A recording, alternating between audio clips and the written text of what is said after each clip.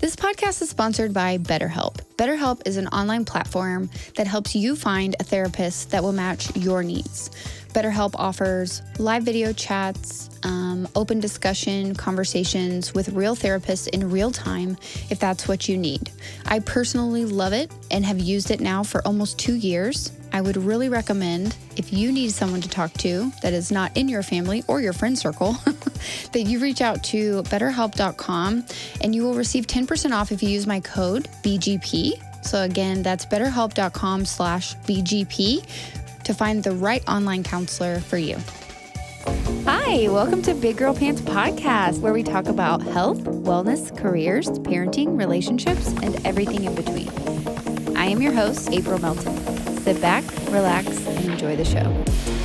Welcome back. I know it's been a very long time. Welcome back to Big Girl Pants Podcast. Today, we have my friend and realtor.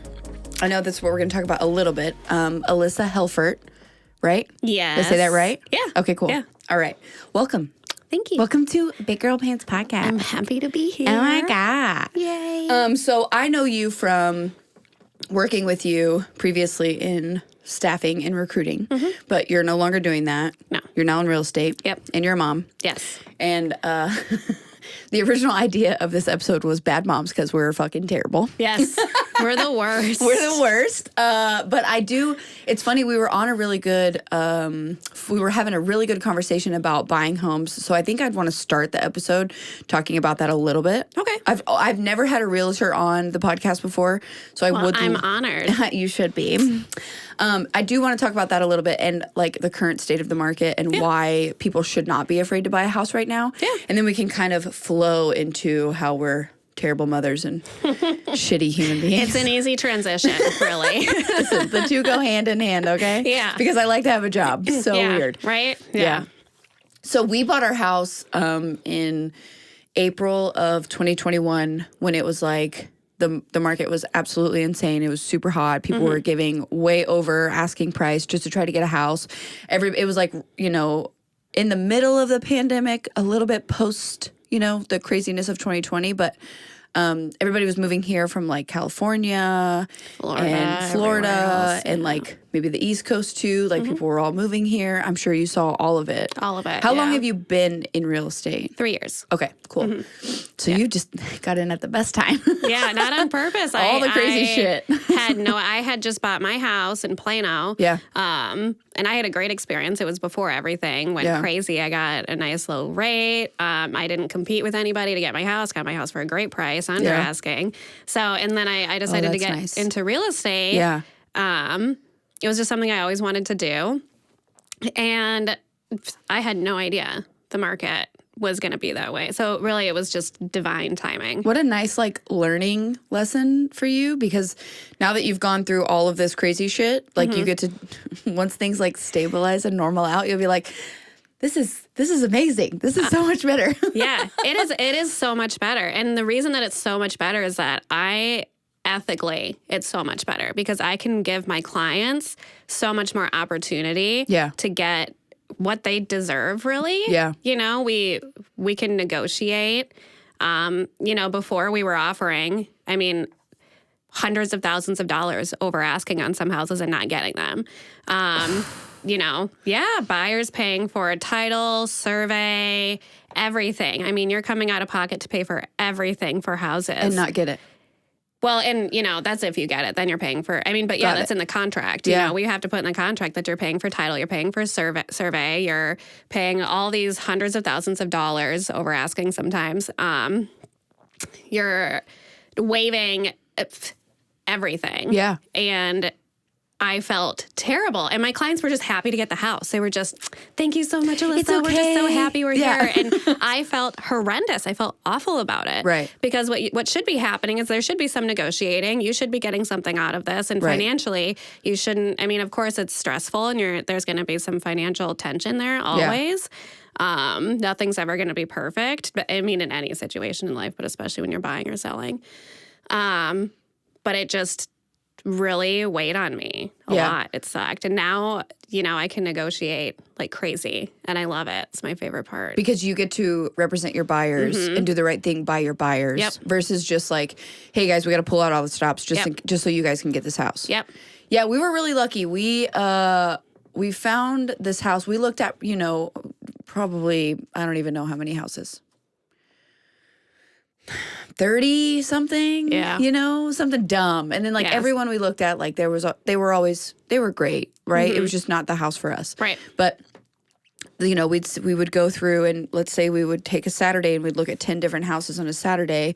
And it's like, you literally have to make a decision in like 3 seconds. Like you don't have the time. Or it was gone. Yeah. And it's like, wait, I'm supposed to analyze the next 30 years of my life in 3 seconds and be like, yes, you want to live here forever? Yeah. Like, wait, what? Yeah. This is where you want to raise your daughter. Right. Yeah. Or your family or are you even thinking about traffic patterns or like how loud the neighborhood is at night or like anything? Do you have time for that? No. Right. You don't know. You can't even assess or anything. You don't even know that a train's going straight through your backyard. You don't care. You just got to. Literally. Does it have enough bedrooms? Okay, check. Done. Yeah. Put my offer in. I don't know. Yes. Yeah. Where's the natural sunlight? Is there any natural sunlight? What time are you looking at this house? Like, all of it. So that part kind of sucked. I will say, it's funny that I say the natural sunlight. That's the only piece of my house that I wish it had more of was like in the kitchen. Like I'd love like a skylight or something. Yeah, something. Outside of that, perfect.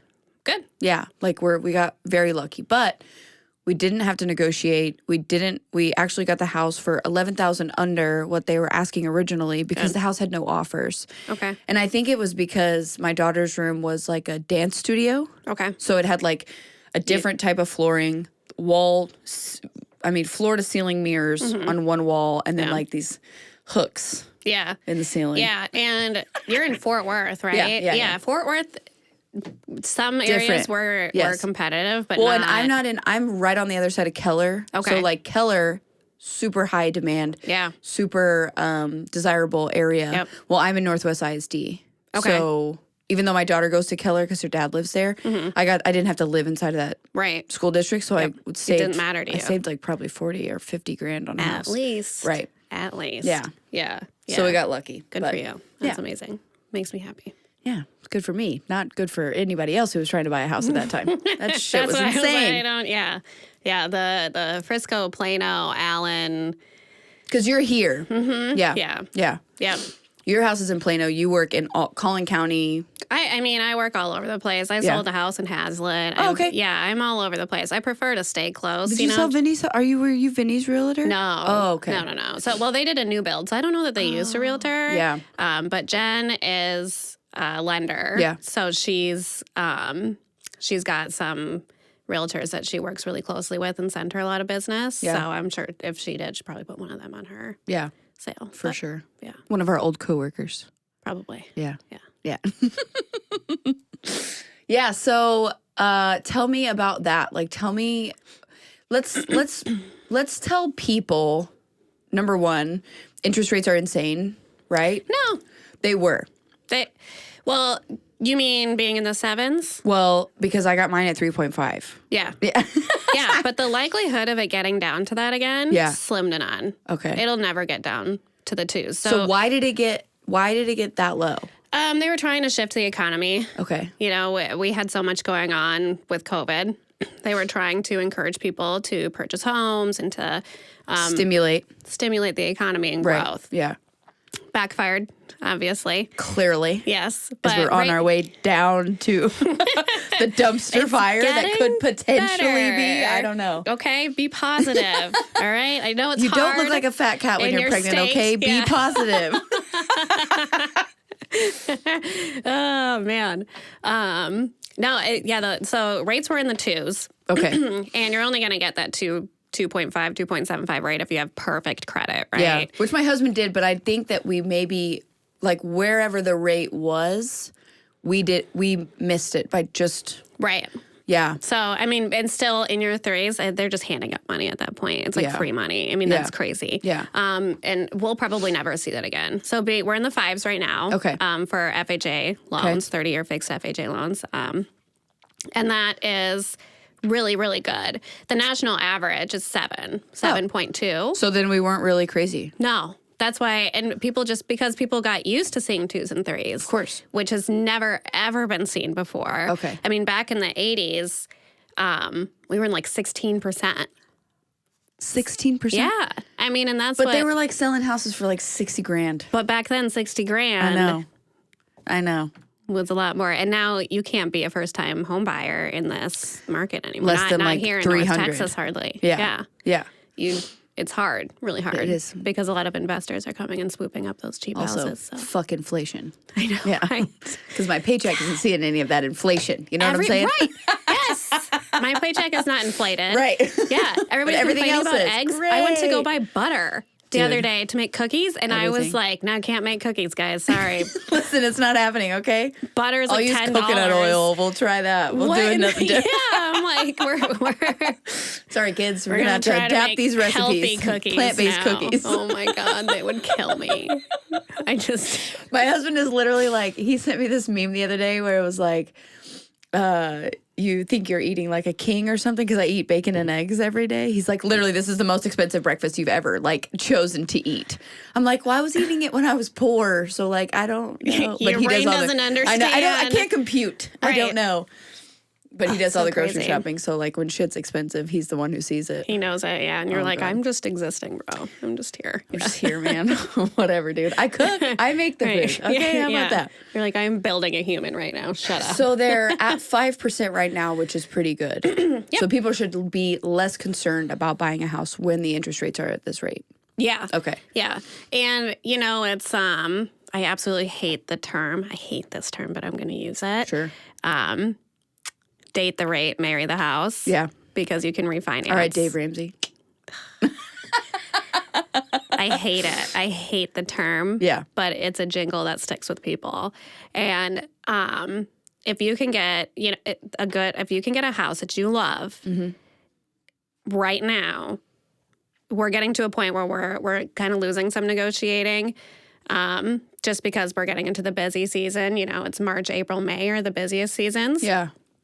But if you can find a house that you absolutely love and you're in a position to afford your mortgage, Yeah. buy the fucking house. Yeah.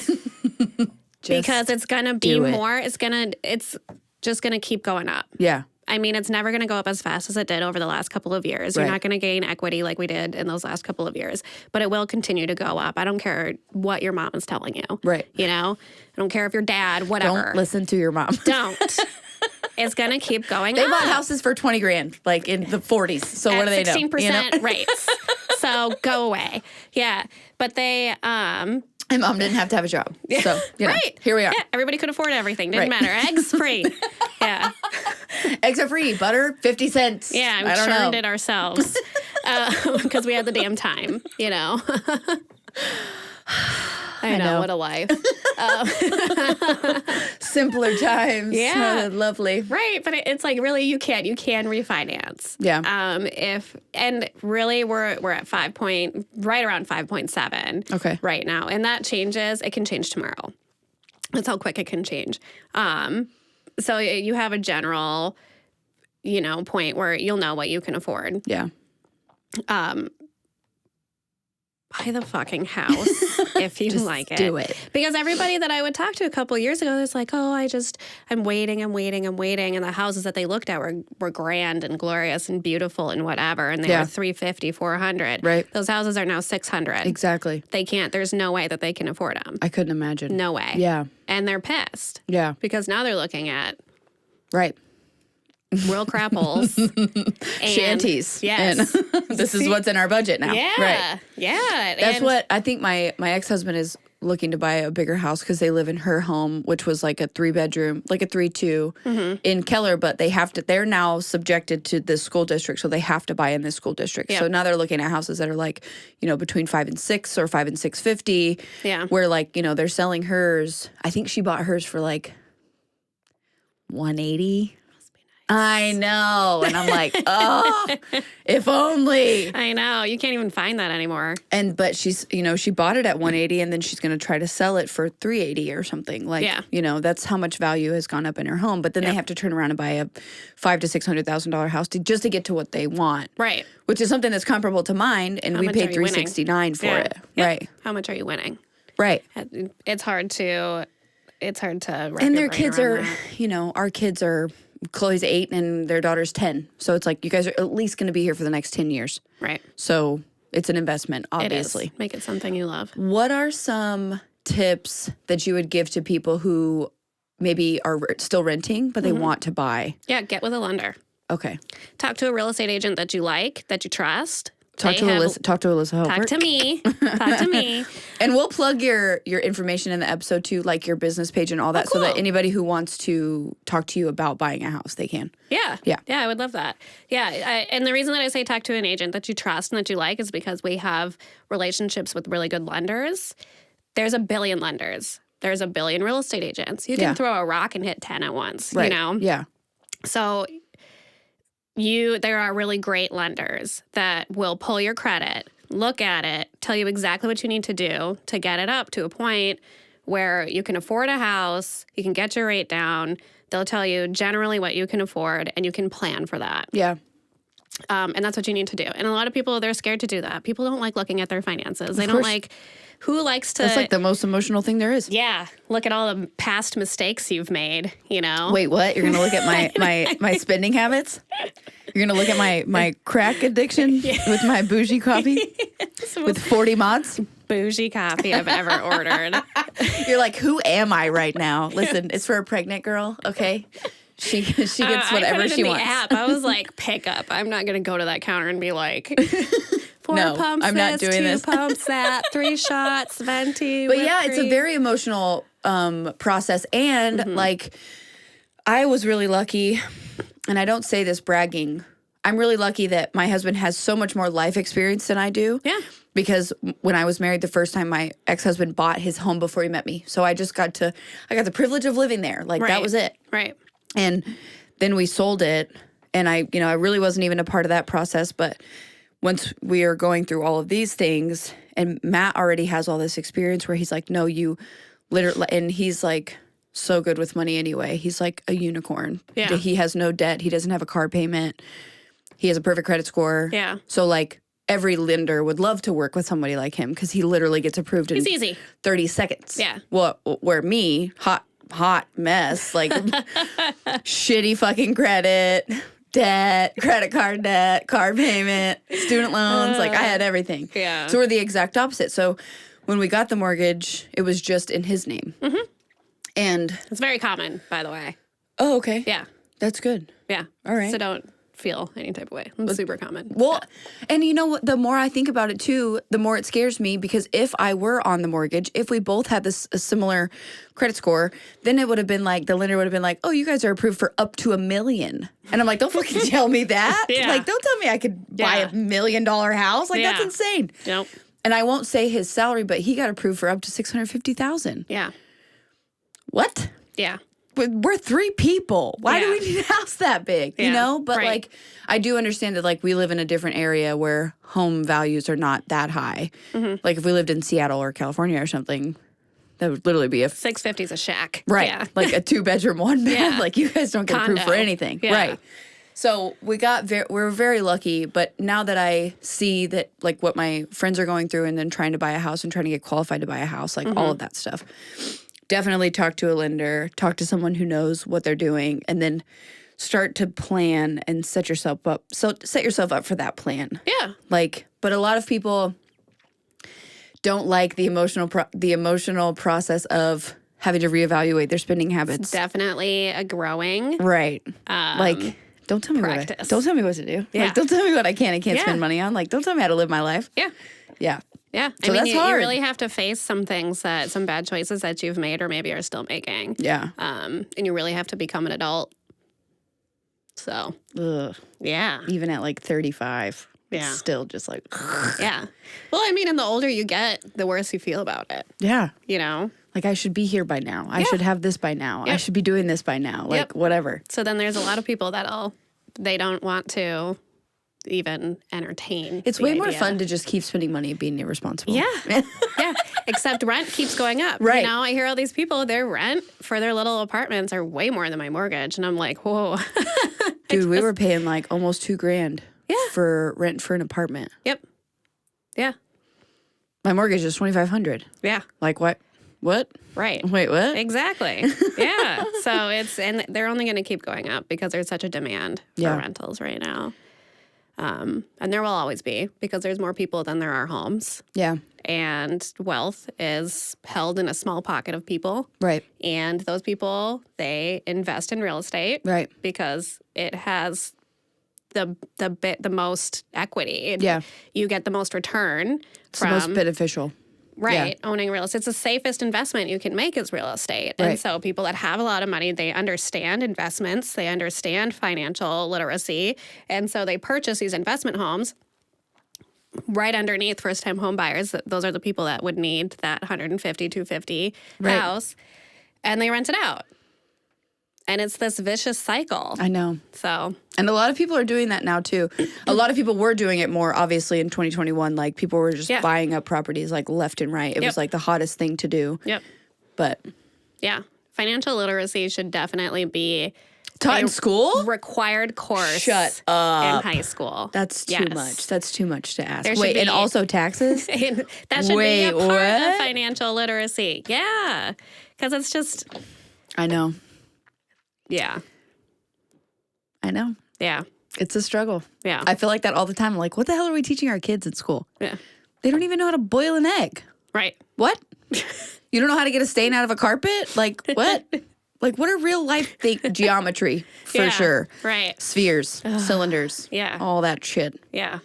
Totally makes sense. Yep. How to calculate the space inside of a sphere. Yes. Why? Why? Because they're going to do what with that? I don't know. Not a clue. I don't know how to boil this egg, but I know how to calculate. Yeah. The circumference of the egg. Yeah. Fantastic. That's great. So, obviously, people should reach out to you if they're interested in buying a home or even interested in getting in getting into the process of buying a home. Yeah, if you just have questions. Yeah. I'm here all day. I'm here all day. Here all day. Living my best life. Always. So, you start in 2020. Yeah. Then you ride the wave of 2021. Mm-hmm. And then what happened last year? I had my best year ever. Wow. Yeah. Okay. Yeah. And then now it's still just. We're rolling. We're scooching. That's what's up, man. That's awesome, though. Yeah, it's been really good. It's been really good. Like I said, I really, really love being able to help people in the most stressful point of their life get into something that they love. The only other stressful industry you can be in is like a divorce attorney. Yeah, you know. Yeah, and I hook up with them. I get together with them. Snap! And of course. Right, and they they're like, we have to sell this house. They send me clients, yeah. Shit. So we both sit there and listen. It's a win-win. Okay, it's good. We're all good here. It gets complicated though, and it gets sticky when you're dealing with divorcees. So yeah, really fun. Yeah. Yeah. They don't like each other very much. Listen, they didn't go to couples counseling. They're out for blood. Yeah. Or they did and it didn't work. Yeah, they're out for blood. So I bet you've seen some fun things. Oh, I've seen some things that I'm not allowed to talk about. This is a attorney, realtor client privilege. Okay? Yeah, it is. It is. So what do you think some misnomers are about real estate agents? Are there some myths that you'd like to bust? I don't know.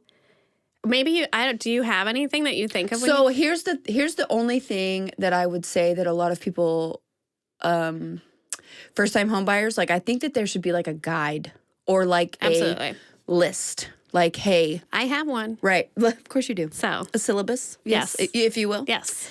Of here's what we need to do. Yep. Here's what we're going to do next. Yep. If this works out, this is the next step. Yep. If this doesn't work out, then we pivot to this side or whatever, you have an entire process.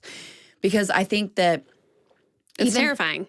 It's so terrifying. Where do you start? I had no idea. Yeah. And the whole time I was just well, I guess we're good. I don't know. And we were in a really good situation where it wasn't really like, I wasn't really nervous or fearful. I was just kind of like ignorant because I didn't know what to expect next or whatever. And you are self-aware enough to admit that. Right. Majority of people aren't, unfortunately. So I guess one thing that I always tell my first-time home buyers is, I talk to them and I explain everything to them, the process. And I tell them that I'm not going to show them any houses until they talk to a lender. Okay. And they get their budget. And they get like pre-approved or at least a pre-qual or whatever. Yeah. I mean, we're not putting in offers with a pre-qual. Pre-qual is basically, I tell you I'm making this much money and I don't have any bills. And they're like, sure you do. Right. So then they write up a thing saying that I'm approved for this much. And then while you go down the line, you send everything in, you find out that actually you do have quite a bit of debt. Right. And you don't actually make that much. Yeah. And so you're pre-approved for this much. Right. Right. But the only reason that I say that I'm not going to take you to see houses unless I have I know you know what you're pre-approved for is because you're going to be thoroughly disappointed. Yeah. I can afford $700, $750. So we're looking at these luxury homes. Right. And then you find out that you're only qualified for $400. Well, that is a hard pill to swallow. I don't want that. I want this. Right. After we just looked at your waterfall quartz countertop island in your 3,500 square foot house. Right. And we're down to 2,000 square feet and your house was built in 85. Right. And you maybe redone, maybe not. Yeah. And this process is already stressful enough. And if you add in disappointment. Yeah. Setting yourself up for failure. That's smart. Yeah. Yeah. So you have to get pre-approved. And then from there, you work your way through it. What is the underwriting process? What are they actually doing? What happens in those 3 weeks of closing? They're confirming all of your income and your debts. Okay. Making sure that all of your paperwork lines up. Okay. And you can afford and be approved for that loan. So it takes 3 weeks, sometimes a month-ish. Depending. Yeah. Yeah. If you have a lot of stuff. It can take 1 to 2 weeks, and but you don't put, you put the loan into underwriting. And this is a lender. I'm not a lender. Right. So, Yeah. Take what I say with a grain of salt. But, the lender will send your contract down over to underwriting, and they have to confirm everything that you have. And so it's super important to get pre-approved. Yeah. Because when you're in the pre-approval process, you're sending in all of the documents that underwriting needs. And you have all those documents in already. It makes the process so much smoother. Yeah. It can go quickly. You can be cleared to close a week before. Oh, nice. And that takes, again, so much stress off of a very stressful process. Yeah. So if you can get all those documents in, actually get pre-approved, look at houses that you can afford. Yeah. Be realistic about it. And then if you want or need a bigger home, purchase this home, gain some equity in it for a few years. Do not buy a brand new build if you're looking to move in under 5 years. Just going to throw that out there. Okay. But if, purchase a smaller home, you'll get some equity in it, fix up your credit, make some more money, do whatever you need to do to afford the bigger, more luxurious home that you're craving so much. Yeah. And then you'll be able to put a larger down payment on. Who knows what the rates are going to be? They could be lower. You can buy down points, whatever. Yeah. You could be in a much better situation, be able to afford it, have more freedom, still go on vacations. Right. Be smart about it. Because that's the thing too, is you don't want to sell someone a house and then they're going to be house poor and then they're literally just married to their home. Yeah. Yeah. Then you're depressed, you're anxious, you're pissed off, you're lonely, can't you're sad. Go anywhere. Your house is not your spouse. Yes, it's not your best friend. It's not going to give you love. No, if anything, it's going to cost you money because you got to fix shit and it's all your responsibility. Yeah. And it could bigger house means bigger bills too. I know, so much bills. So it's, there's a lot that goes into it. And you just thank you. Want your clients to be realistic so that they're happy. It's so funny because half of our home is upstairs, half is downstairs. Mm-hmm. So when Chloe's gone, it's we don't even use the upstairs. Yeah. We are literally are living in 1,500 square feet downstairs. Yeah. It's so weird. Yeah. Which is fine. Yeah. I love it. Yeah. I don't have to heat the upstairs. I don't have to cool the upstairs. I don't have to do anything. Yep, because you have that second unit for... Yeah. It's nice. Yeah. So, you have a job and you have kids. I have 3 kids. How does that work? I'm terrible. I'm the How worst. do you how do you have a life but also have a job but like also have kids but like and a husband? Like how It's do an you anomaly. I know, it's so weird. No, it's funny insane. because I don't remember where this conversation started, but it was like basically the faux pas and the illusion that comes behind being a mother is that like your kids are the only thing that gives you purpose, or your kids are the only thing that drive you, or your kids should be like, you know, The end all be all. right, for everything in your life, and having a life and having a job and having a career and being a mother and being a spouse and having friends or having a social life. Right. All of those things just make you a bad mom. Yeah, like they can't coexist. Right. Yeah. So they're not allowed. Like you're either terrible, you're damned if you do, you're damned if you don't. Right. Right. Yeah. So if you're a stay-at-home mom, you really should go out and socialize more. But if Right. you're a working mom, how do you give your kids the attention that they need? Right. There's no winning. It's my right? favorite. It's my It favorite. is. But And like it's- if you're a dude, like you're just like, whatever, bro. You just be whoever. Nobody ever asks anything extra of you because you're the dad. Yeah. Cool. Right. Thanks. Must be nice. I know. Yeah. I mean, it's not easy. I was a stay-at-home mom for a little bit. Yeah. Because I had my last 2 kids back to back. What's the age gap? 13 months. Oh, shit. Not on purpose. That was not on purpose. How hard was that? Was it really hard? It was so hard. Yeah. I don't know how people with twins do it.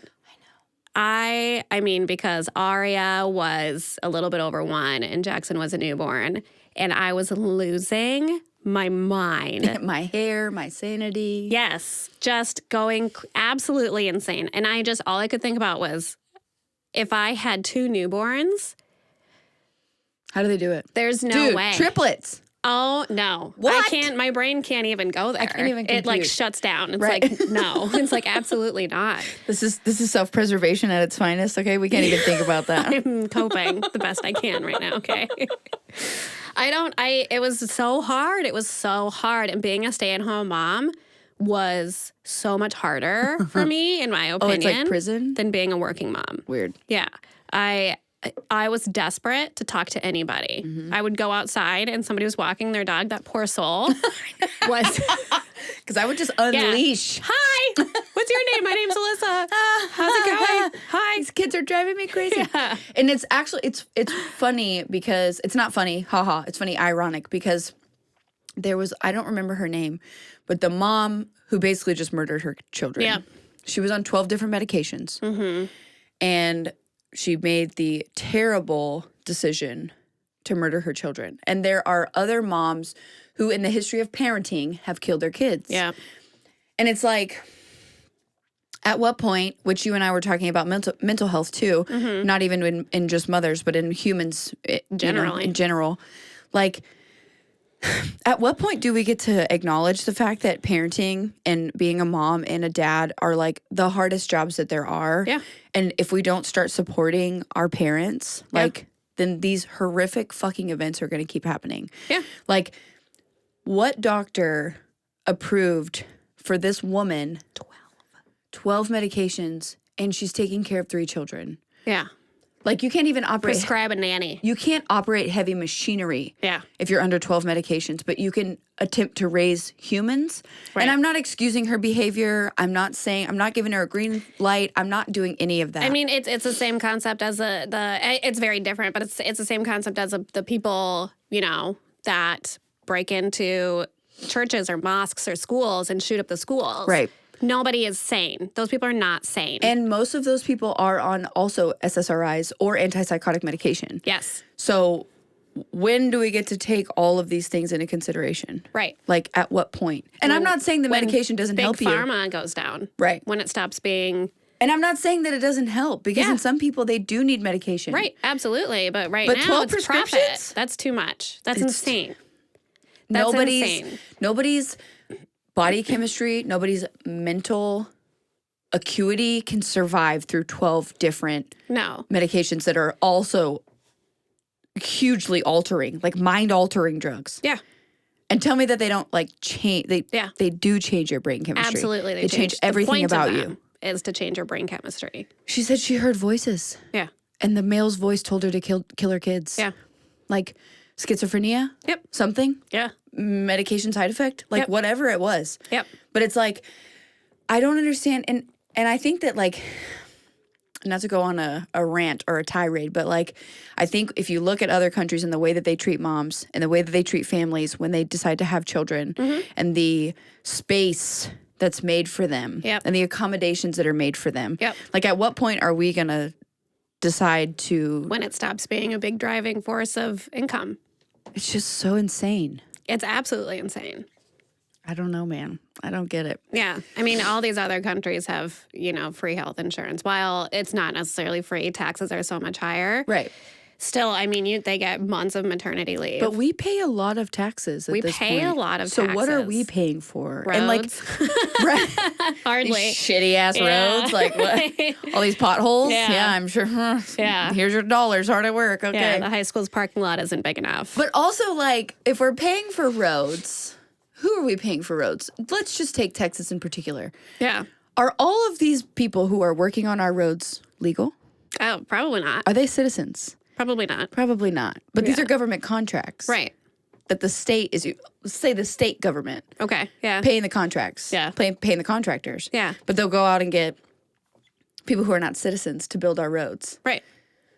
Huh? Right. Like, what if we even got like a list? This is where I want my tax dollars to go. Yeah.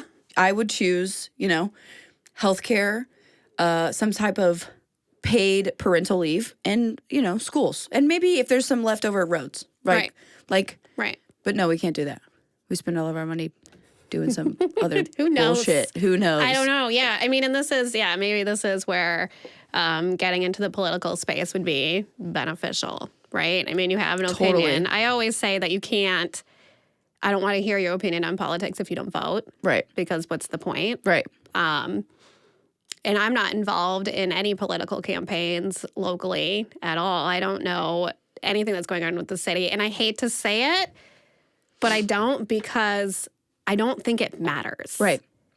I can go in there and voice my opinion and get all riled up. That's what makes the you can't have an opinion if you don't vote, because how do we change the system? Right. What do we do? They're all bought and paid for. Yeah. It's all bullshit. It's all bullshit. And even the ones that have good intentions that go in and they're like, I'm going to change this. I'm going to be better. I'm going to be different. No, you're not. No. You're just going to get bought. No, and that's what I tell everybody. I'm like, they just tell you what you want to hear. Seems like such a waste. It is. But either way. Doesn't matter. We can't control it, right? Parenting. I mean, that's my biggest. Yeah. Back. How did we get there? I don't know. We'll see. Whatever. Yeah. But yes, I think that as a society, we have to put more on mental health, on healthcare. Yeah. And if we don't, these things are just going to keep happening. Yeah. I mean, it is so hard. It is so hard to be a mom. It is so incredibly hard. And every season of life as a mom is a different kind of hard. Yeah. Because how old are your kids now? My middle will be 8 in a few weeks, but 6, 7, and 15. Yeah. So, but I mean, I had a friend who had a baby recently. He's, I think, 7 months old or whatever. When he was 3-ish months old, she sent a Snapchat, and it was her son in the swing, and she was like, I don't care, I'm leaving him in the swing for hours, whatever. She's like, I know they say not to do that, but I can't stand him crying anymore. And she's a new mom, and she moved here out of state. She doesn't have family here, and I just had that's exactly what I did. I moved here from Minnesota. I didn't have any family here, and I had my third baby. And I was losing my mind the whole time. Yeah. Yes. And I told her, I was like, this is going to sound really gruesome and really horrendous, but I was like, you start to understand the shaken baby syndrome. Yes. And yes.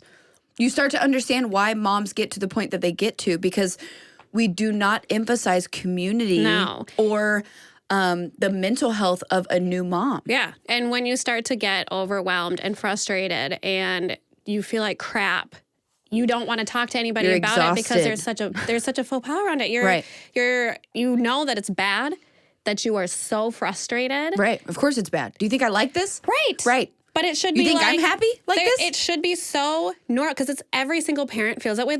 You are lying if you tell me that your baby didn't make you crazy or you didn't go cry in the shower. But the problem every now and again. like you said about when we were talking about houses, the problem is you have to be self-aware to say that I am frustrated at this point. That doesn't mean that I'm frustrated about being a parent. I'm frustrated about this specific period in my life or this specific time or this day or this week or this month or whatever. But like the fact that people are so concerned about the shame that could potentially surround them because they come out and say, I'm stressed out about being a mom. Right. Like, it's funny because we were talking before we started recording. I posted this picture on Instagram where it was literally like a meme of this just fat cat just sitting there completely defeated. And I'm like, this is how I feel right now. And like the amount of negativity that I got from women who have been pregnant, who understand the process. Like, I'm sorry that you didn't feel, I don't know if it's like, I'm sorry that you didn't feel self-aware enough to be like, yeah, I look like this disgusting fat cat right now. But like, it's more of, if I don't make a joke out of this, if I don't acknowledge the way that I feel right now and try to suppress it and look in the mirror and say, oh, I feel so beautiful with my, 6 chins right now. Like, toxic positivity. And it's so unhealthy. Like, dude, I'm stressed out. I'm exhausted. I'm tired. I'm this, especially with like a new baby. Like, what a shit show. And all of us, we're all guilty of this. We're all like, oh my God, it's so amazing. You're going to love it so much. I love being a mom. It's the greatest. It's the greatest. No, that shit is fucking hard. It's so hard. It's so hard. I love being a mom. Me too. So I posted on Facebook. I posted, parenting is really, really hard. That's it. That's the post. And I got tons of positive, like, you're doing great. Keep it together, blah, blah, blah. Or, yeah, it is. But I had one man, of course, that commented on it. And he I know exactly who you're talking about. Yeah, he said, it's not hard if you do it the right way. It's not hard. I love being a dad. Right. And I was like, I also love being a mom. Also, did you have to get pregnant? Right.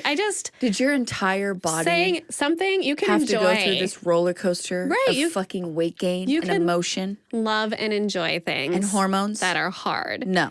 Right. Shut the things the that fuck have up. the greatest, best outcome are things that are hard. Right. And there's nothing wrong with it being hard. And I'm sitting here and I was like, and I think I replied to it and I was like, that's nice that your life is perfect. And he goes, thanks.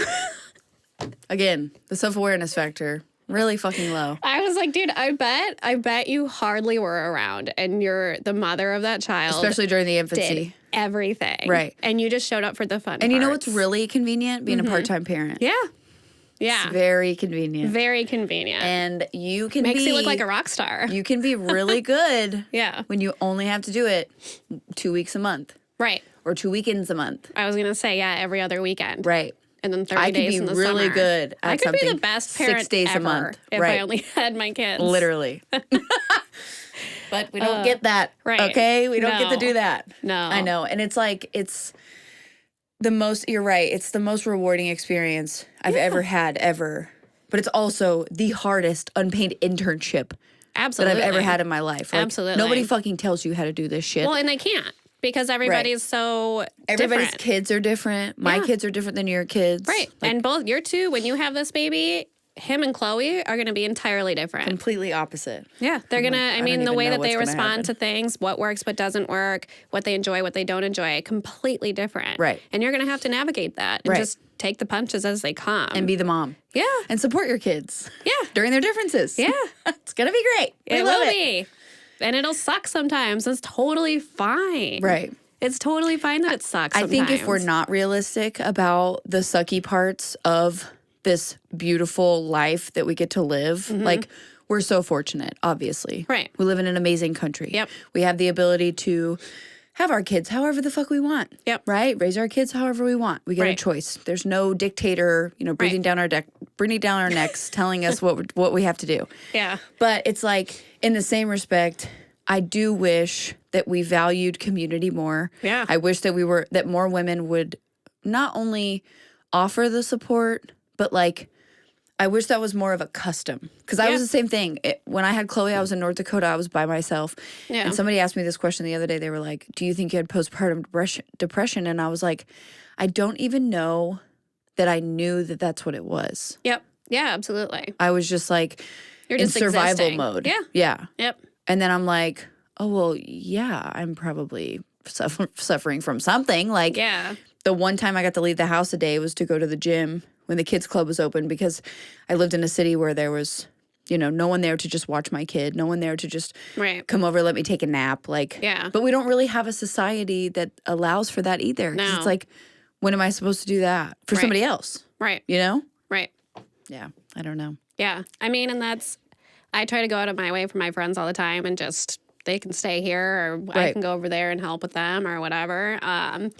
The best that I can. But there's nothing like having family close by. And when you don't have that luxury, it is so hard. And so hard. I mean, as women, we should just be able to yell our safe word.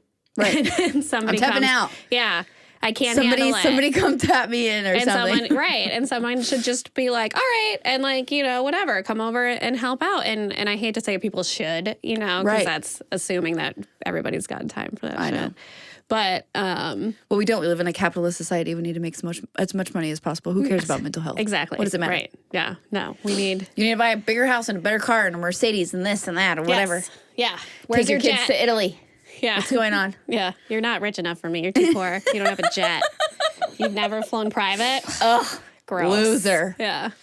I know. And the older I get, the better it gets because the more I value the things that cannot be bought. Mm-hmm. Like spending time with my kid, doing the dishes with my kid, like having dance parties with my kid and doing all those things. And I think that, so societally, when we have a baby in the United States, it's like we decorate a nursery and we spend all this money on this baby furniture and we do all this stuff. Well, I've decided to forego that because I remember what it was like to have Chloe and how she basically slept in my bed for I was going to say, did you ever use it? 5 years. I had a whole nursery for what? To keep her fucking clothes in. That's it. Yep. So I was like, what are some things that I can do for myself for this pregnancy and for this baby that will help me get back on track? Yeah. Hire a fucking postpartum doula. Someone to come to my house to hold the baby while I legit take a nap. Yeah. And I don't have to be concerned because I really feel like someone is actually going to be there. Yep. And if something happens, they'll wake me up and let me know, or whatever, But for the most part, she's just going to handle it. Yeah. And spending, I told people, for my baby shower on the invitation, I was like, bring me your fucking hand-me-downs, dude. Bring me whatever you have that you want to give to me that was, your favorite thing of your kid or what, some things that you don't use anymore or whatever. Yeah. I don't give a shit. They're going to fuck it up anyway. They're going to poop all over it. All over it. They're going to barf all over it. Everything. Everything is going to be ruined. Everything. I'm so glad all of my clothes are cheap because they're going to shit all over them too. What does it matter? Right. But more things, I think, to focus on my mental health, my self-care. Absolutely. And creating space and enjoying this time for me because I was so concerned with what everybody else was doing after I had Chloe or what I felt like I should be doing. Yeah. Yeah. After Chloe that I really didn't put any emphasis on myself. Yeah. And that was really unfair. Yeah. And that's the story of pretty much every mom. Yeah. Because I felt I hate that the word selfish is such a negative. People take it as such a negative word because it's not. What am I supposed to do? Burn my fucking candle at both ends because I have a kid? Yep. Absolutely. That's what society what says. What kind of mom is that going to make me? Right. It's going to put me on fucking 12 medications. Make me fucking crazy. Yeah. And then, you're not happy, your kid's not happy, your husband's not happy. Nobody's happy. Right. And my poor dogs. Dogs can just be depressed dogs, in the corner. Right. Yeah. Hiding from me. Yeah. Mom's on one. We just want to pet. We want to be petted. We just want to walk, Mom. What's going on? Yeah. I mean, we need, just as humans, I don't care if you're a mom. I don't care if you're a man or a woman or a kid or whatever, we all need to be selfish. We have to carve out time to be selfish. And that it means something entirely different for everybody. Yeah. And that's totally fucking fine. Right. it is what you have to do. Yeah. Or you're going to go freaking crazy. What do you think are some things that your, I won't say that your parents did. What are some things you remember from your childhood that you would not do to your kids? Or that you changed for your kids once you became a mom? Yeah. I hope my mom doesn't listen to this. No, Mom, don't listen. Just tune out, okay? Just ignore this. Yeah. And my mom's an incredible mom. My parents divorced when I was 3. My dad was a piece of work. Still is. Yeah. So she worked a lot. She was, single mom, 2 kids. She worked a lot, and she grew up, she's an immigrant. And Where's she from? The Czech Republic. Okay. So, so she moved here and as a kid, and her parents, she had to learn English, and her parents worked a lot. And I just, she did not live a life where she was given much attention. Yeah. She was given much love. There wasn't big family dynamic there. Yeah.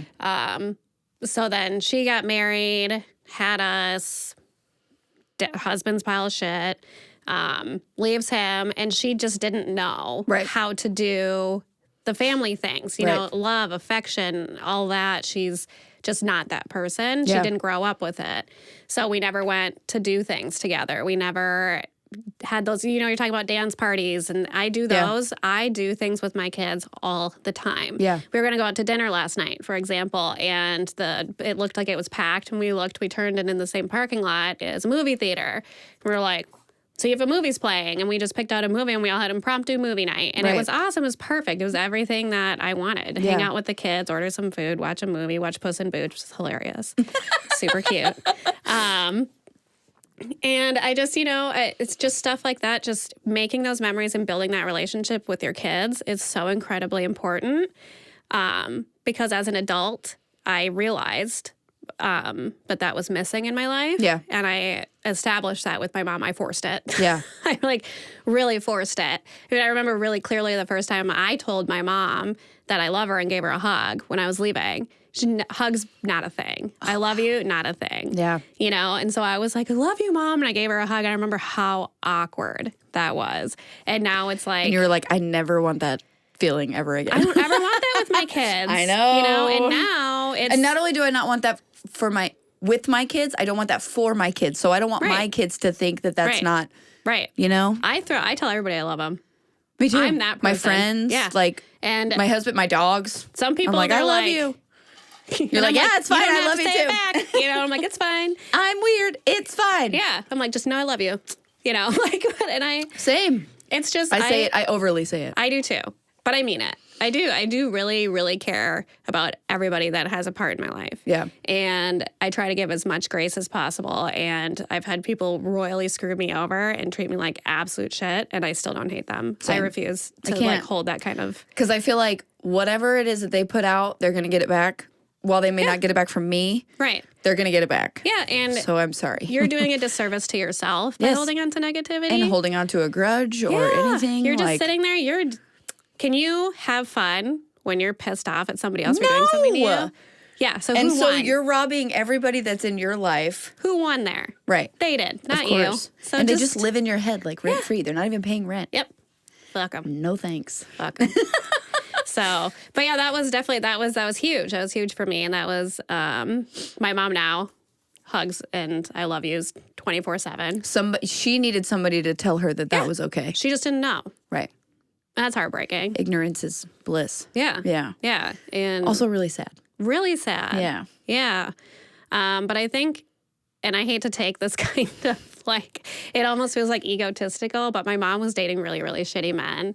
And, when I started the whole hugs and I love you thing, she found a really great guy. She ended up, when she got used to that, I think it was it almost maybe healed a childhood part of her that she was missing. Flipped a switch for her. Yeah. Hey, I deserve to be treated this way. Oh, that feels nice. Right. I want to find that.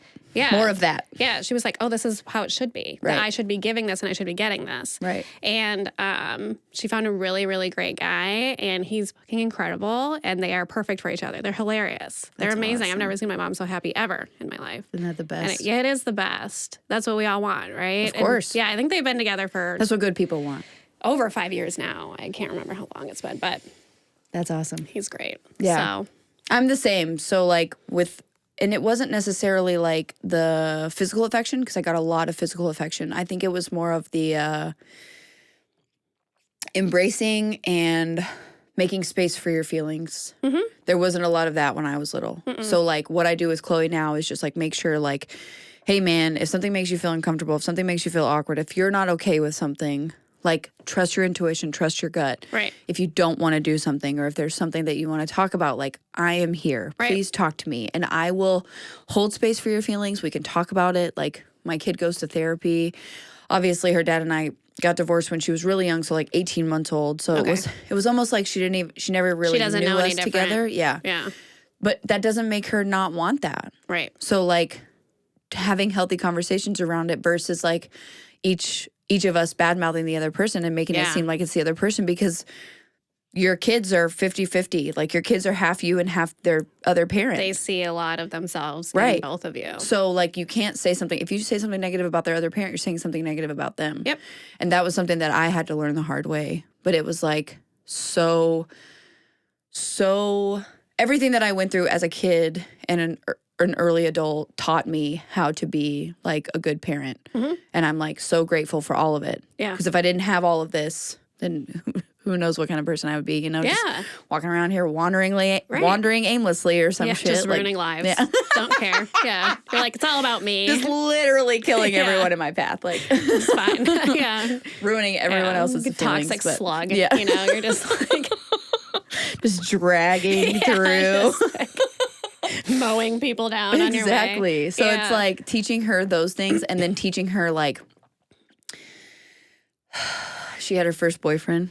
Oh, and that's the worst. I hate that. She broke up with him and she didn't do it in a very nice way. And I was like, it was like I guess she was telling her friends, and then he walked over, and then her friends were just like, she's over you. Like she doesn't. And I was like, that is the worst way. Yeah, I was going to say you could ever that's the worst. Tell someone. Number one, I said, what if you really liked him and he did that to you? Right.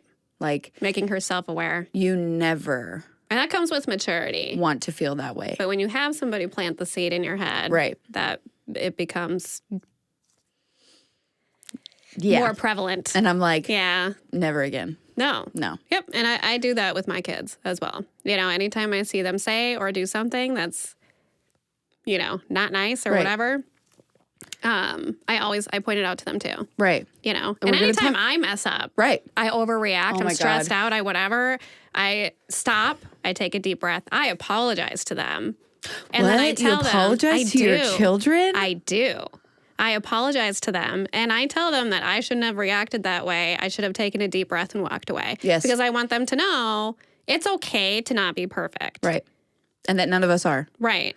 And even me as your mom. Right. Not. Especially me the as farthest your mom, thing from being perfect. Like, I promise you. Yeah. But also, you know, this is the way that you should handle it. And these are healthy coping mechanisms that work for me. You know? So. Same. But I'm so excited to see what our kids are going to be like. They're really interesting. They're going to be very self-aware adults. And I don't think that they're going to put as much emphasis on the things that we put on ourselves, both as adults and as kids. Yeah. I think that they'll be able to like grow up and be like, I'm actually happy with this amount of money that I make. Yeah. And I don't feel like I have to just keep driving and pushing to make more money because capitalism isn't going to make me happier, or, you know, I'm satisfied with the way my life is right now. Like breaking. Wait, what? Breaking what traditional. Is that? What is that like? What does that mean? Yeah. Yeah. It's definitely, it's interesting. It'll be interesting to see. I know. I'm pumped. Yeah. Can't wait to see it. Yeah. I can't wait to, my kids to be adults and. But also like enjoy every single process, like every single step of the process. Yeah. I enjoy every part of it. Yeah. It doesn't mean it's easy. No. I still enjoy it. So damn hard. It's so fucking hard. But it's great. It's the hardest. Yeah. Momming is the hardest job. Yeah. Okay, so for anybody who wants to find you for real estate or for whatever. Yeah. Or, you know, parenting advice, whatever. Yeah, whatever. You just want to talk? Yeah, let me know. Just want to talk? I'm here, man. I'm here. I'll I'm fit you in between school drop-off and house showings and cooking dinner and doing all those things. Yeah, I'll just have you on speaker while I'm cooking. It's fine. Yeah, so, I mean, you can find me on any social platform. Alyssa, Liz Helfert is me on Facebook, and then Alyssa Dallas Realtor on Instagram. And we'll tag all your stuff too at this episode so they can see it. Yeah, I mean, you can reach out to me. You can message me. I have my phone number on all those platforms as well, just out there. So I know. You're just so public. I am. Yeah. I'm like... Call me anytime. Yeah, I've gotten literally quite a few. So I can pay these bills, you know what I'm saying, for these kids. Yes. Yes. I just like to be really available. I'm very good at communicating, in my opinion, and I like being available. So Heard that. Well, thank you. Thank you for coming. And thank you everyone for listening. Like I said, if you guys want to find her, we'll tag all of her information in this episode and in the show notes. And yeah, thank you so much. Thank you for listening to Big Girl Pants Podcast. Woohoo. Bye. Bye.